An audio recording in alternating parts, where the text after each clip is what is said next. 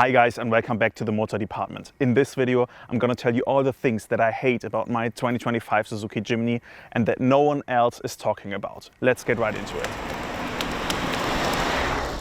As beautiful and utilitarian the leather frame chassis is, it's also that much susceptible to rust. Because the first thing that I did when I bought my Jimny brand new, it came from Japan over the sea, landed at the dealer, I collected it the same day, and drove it home and then directly to a rust protection guy. Because even then, the rust protection guy checked out the car and said there's already rust on the frame.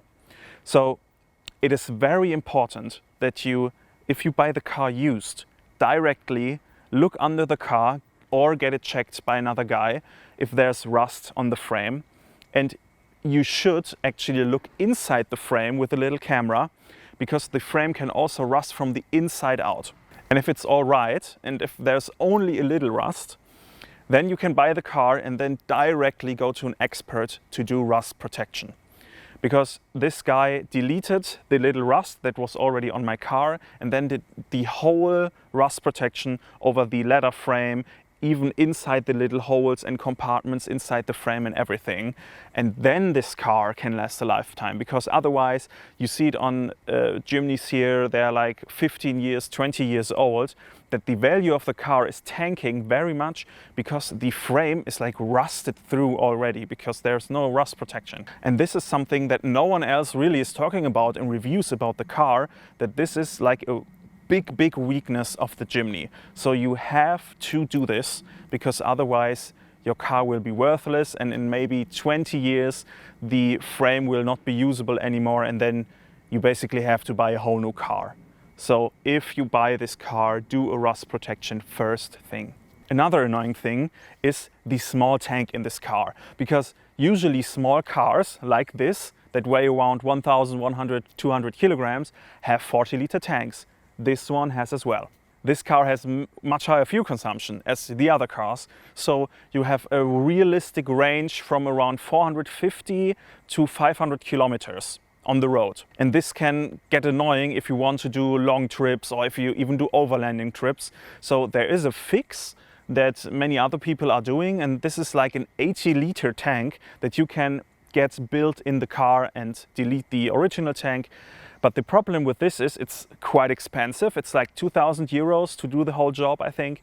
And then your fuel gauge doesn't work right anymore. But then, of course, you have double the range, so like 950 kilometers or something, which is really amazing. But it's expensive. So how did I fix this problem? I just bought a 20-liter jerry can for 20 bucks.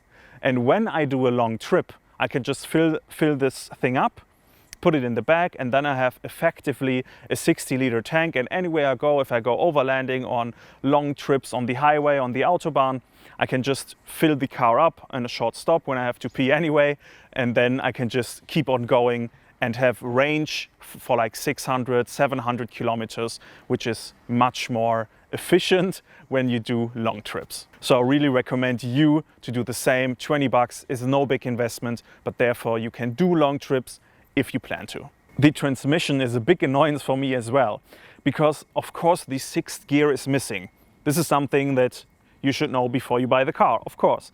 But when I drive on the Autobahn here in Germany, you go like 110 kilometers an hour, which is all right. It works for me, but it's not that fast really. But you rev at 3,500 RPM for the whole time, maybe for like 2 hours, 3 hours if you have a long trip ahead of you. A sixth gear would just solve this problem. And in my opinion, it's no big issue to just build it in from the factory. Just an overdrive gear, just for the people who want to do long trips on the road. A sixth gear is really necessary in my opinion. Of course, I'm not the engineer of the car. Maybe the transmission would get a little bit longer and then it wouldn't fit in the car anymore. I don't know, maybe there's a reason for it. But in my opinion, it just looks like, oh yeah, this is a small car, and small cars only have 5 gears.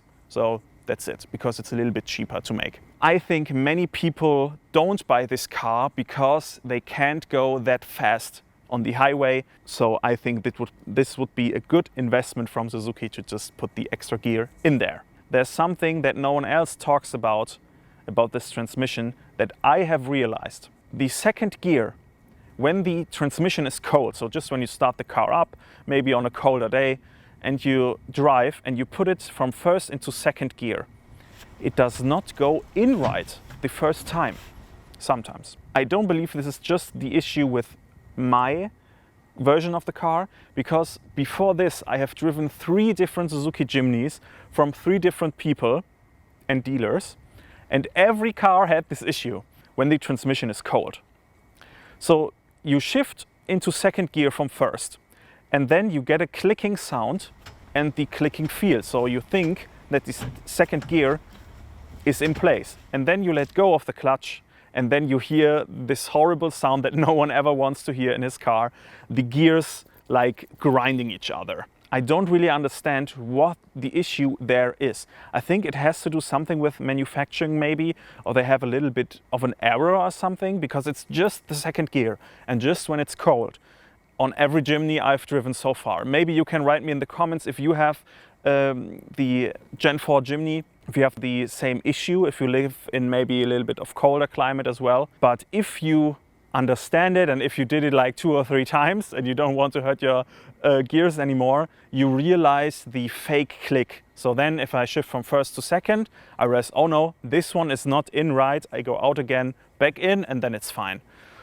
But as I said, this is not like on every drive, every time, all the time. You cannot use the second gear at all.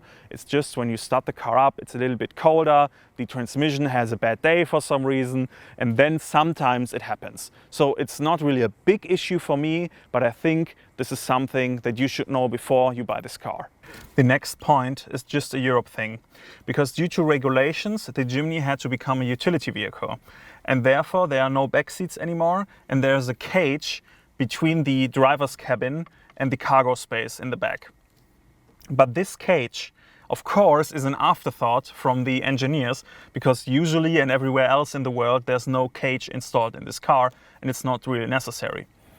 But the cage is so much in front that the seat has to be upright like this. So you sit very straight and very much in front. So the already small interior space gets even more claustrophobic. So like shifting gears is in a little bit of a weird position. The gas and the clutch is way more close to you than it should be usually. Also the steering wheel, annoying in every way. The only upside, of course, is when you put so much stuff in the back and you put it like up to the roof, and then you brake, not all the stuff is like falling in front here, of course. It's useful for that. When I was driving this car, I was like, no, this is too uncomfortable for me for long drives, and I knew that I was doing long drives with this car, so I put the cage out of this car, which is quite easy. It's like 4 or 6 screws you just have to put out, and then you can take the cage out. Another thing is that you cannot adjust the steering wheel and the seats in many ways. So the seat, I will go back in my usual position. I can put the seat back and forth, and also the rest for my upper body, I can throw it back. But the steering wheel can only be, where is it? Right here, adjusted up and down, but not towards you or away from you. It's quite annoying with the cage, so I really recommend you, if you want to buy this car used here in Europe with the cage installed, drive it first and then see if you fit. Because of course I'm not the smallest, lightest guy, I'm quite big, and then everything gets quite claustrophobic, but I'm 175, so I'm not quite tall and don't have that long of legs. But if you are maybe like 180, 185, and then you have the cage, I think you really cannot drive this car, because your knee's gonna hit everything here, gonna hit the steering wheel. So really make sure to test drive this car, and then you can decide if you want to have the cage or if you want to uninstall the cage. We stay right in the interior for the next point, and this is storage space. Of course, all the storage space you have in the back is very nice, but the same amount legs in the front. This is the door panel, and you only have this little pocket right here. And as you can see, the only thing that really fits in there are like towels to blow your nose. Because if I get my water bottle, which of course it's big, 1.5 liters, but you see there's no way I'm getting this in. Maybe the bottle cap and the bottleneck, maybe this one fits in. But you see, I can just put my hand in there. Even with my watch, it like doesn't go in. So it's very narrow, and of course the car is narrow, the door is narrow, everything is small and lightweight in this car. But in my opinion, this is like very annoying. Very annoying. On the passenger side, you have this to grip when you drive off-road. You can just put your phone there, like this, or like sunglasses. So this is quite nice. If I get my sunglasses here, you can put them there. So this is an opportunity to store something. Of course, the glove compartment is something you can use. And then, wait, I'll show you real quick. So you have this one right here. And as you see, I just have like a Zippo lighter in there. So it's also really small. And then in the middle, you do have 2.5 cup holders. You see I got like bubble gum in there. And that's it. The interior space is not really usable to put much stuff in there. The back door of the Jimny is another thing that no one really talks about, because when you have like a lot of luggage and you can't really manage to open the door, you just do like this, and then you put all your stuff in the back, that the door opens automatically. This can be a really big disadvantage, because if you imagine, you are not parked here where I have all the space that I need. But if you are in tight parking spaces in the city, for example, and you park right in front of another vehicle, then if you want to open the door and you have your hands full, then the door opens and you cannot open the door because the other car is right here. And then the opening is really tight and you can't really get stuff in and out of the car. The other issue is that the door does not have any different positions. So even if you want to open the car and just like get something in the back, you cannot just open it. Here's the other car, and then you let go, because guess what? The door will fully open again. So there's no other position than fully open or fully closed. But how do I manage this problem? I bought like rubber gaskets, I don't know really how to call it, that I put here, hope you can see, over the edge of my car. And this is like rubber, you can just put it on like this. It's very cheap, costs like $5 or something. And I put it all the way down here, as you can see, the black stripe. It looks like it's straight from the factory like this. So it doesn't really looks ugly or something. And I put it also on my driver and passenger driver side. And therefore I can just put my door on the bonnet, of course, very carefully, put it on the bonnet, and there's no stretching going on, or my door is being damaged or the other car is being damaged. But you have to really be careful. You can lean it on like this, and then you can do all your stuff that you have to do and then close it again. So this is like a small hack that I came up with to solve this solution of the car. But again, it's something that you don't really think about before you purchase the car, or that you lose any thought over until you stand in front of a car and you cannot get your trunk open. The sound system and radio of this utility vehicle version of the Jimny is complete shit. I cannot tell it another way. Because first of all, the sound system is made up of just 2 speakers that are down here in the door, so one on each side, and every one has to do the highs, the mids and the lows. So you can imagine how horrible this sounds. Plus, they are like very cheap speakers, only made out of like paper or something. Absolutely horrible, the sound quality. And while you drive, the car is loud, of course, and then the speaker is just like blowing inside your footwell, and it's just horrible sound. So really, if you are an audiophile, or just if you are liking music, you cannot use this, I tell you. Also, the head unit has like radio, digital radio, so DAB+. This is like a good point. Also has Bluetooth. The microphone, horrible, no one understands you. Then the speakers are so bad you don't understand the people you want to talk to. And the Bluetooth connection is so unstable from the head unit. The sound just cuts out, the music cuts out. You're hearing a song, you're feeling it, and then the sound just cuts out randomly in the middle for like 1 second, and then it's back again. If you plan to hear any real music and not just let the radio run for the time that you drive this car, I highly, highly recommend you to get a new sound system and a new head unit.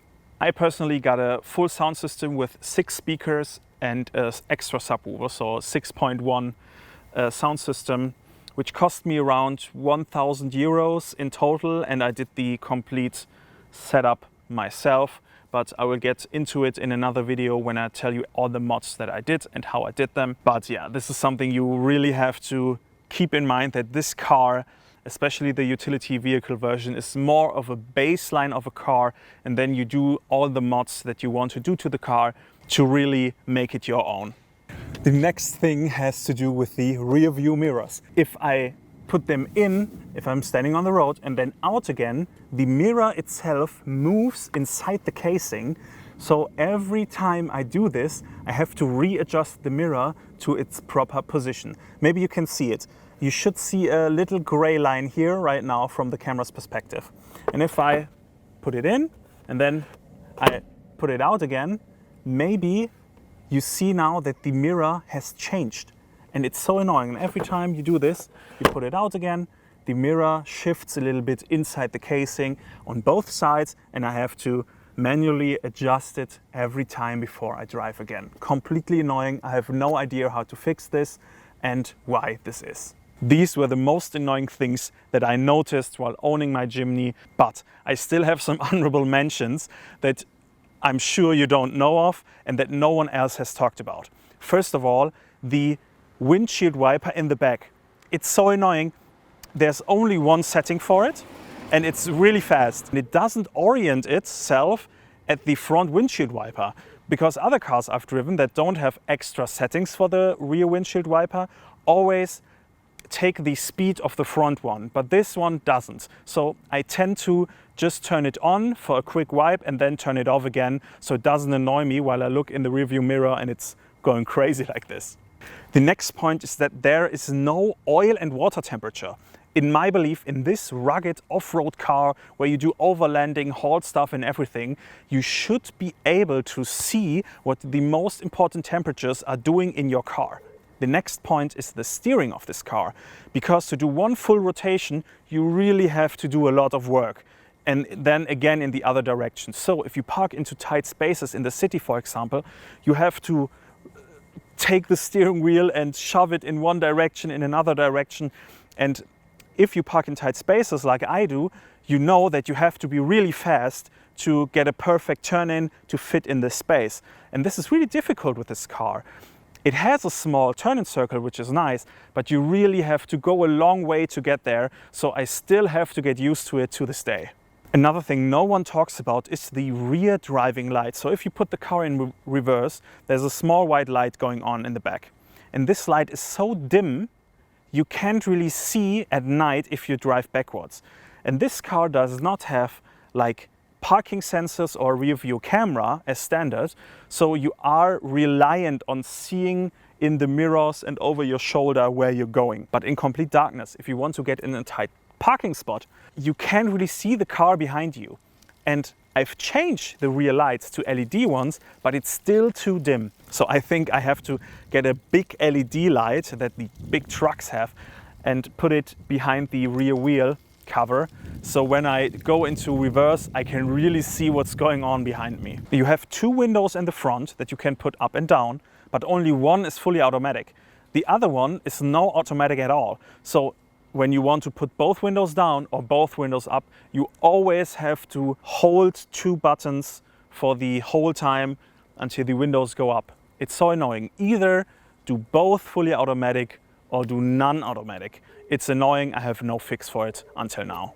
Another weird anomaly with this car is that it doesn't seem to have a valve to release the overpressure inside the cabin when you close a door. This is something you normally would never think about, but I realized with this car it makes a huge difference if I have a window open or if I have no windows or doors open at all if I close the door. Because when everything is closed, except my driver's door, and I close it, I really have to slam the door hard. And as you can see in this clip, seat position.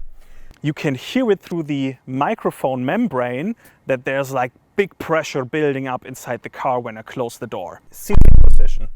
But when there's just one window open a little bit, or if you have your passenger get into the car and they have their door open, you close your door, and then you're used to like really slamming the door closes very easily, and then you keep slamming the door very loud. So this is something quite annoying that, of course, like my wife, for example, doesn't really figure it out yet, that sometimes she really has to slam the door and sometimes she just has to close it normally. So it's really weird, and I don't know why this car doesn't seem to have like a pressure valve where the overflowing air in the cabin is just getting out. The last point on my list is the air temperature, because if you don't have the air conditioning turned on, just normal airflow, usually when you put the air on like the coldest temperature, you get the temperature from the air outside, right? It goes straight into your car. But it feels like it heats up a little bit. So I think that the channeling of the air somehow gets heated up by the engine in some sort. So when it's like 20 degrees outside, I put it on the coldest temperature, then like 23-degree air comes inside and heats the car up a little bit. So then I have to put the windows down. In summer it's bad or it's annoying, then I have to put on the air conditioning, but then it's no problem. But in winter, of course, it's very nice that the air gets really heated up through the engine. This is it for this episode of the Motor Department. Leave a comment down below if you think that I'm overreacting with these minor issues that are annoying me on my Suzuki Jimny, or if these things are something that Suzuki should fix. Alright, if you like this video, leave a like and subscribe to the Motor Department, and I'll see you guys in the next episode.